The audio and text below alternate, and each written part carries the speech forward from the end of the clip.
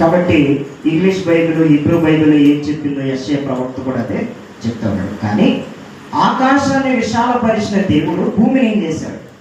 ఒకసారి మనం ఆకాశానికి పునాది లేదు, ఆకాశానికి పునాది లేదు.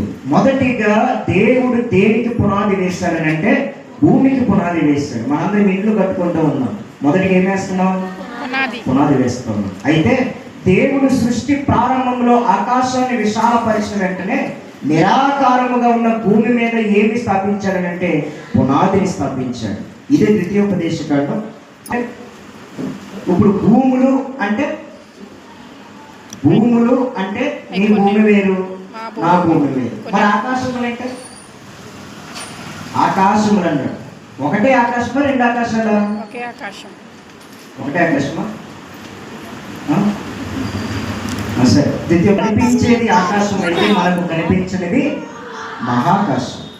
మహాకాశము మనకు కనిపించే ఆకాశము మనం నివసిస్తున్న భూమి. మహాకాశము, ఆకాశము, భూమి. భూమి మీద ఉన్న వాళ్ళ మానవులందరికీ ఏం కనిపిస్తుంది అంటే ఆకాశమే కనిపిస్తుంది, మహాకాశము కనిపిస్తుంది.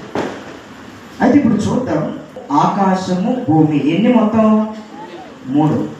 ఈ మూడింటి మీద సాగుతుంది ఈనాడు మొత్తం అంతా కూడా. ఈనాడు మనం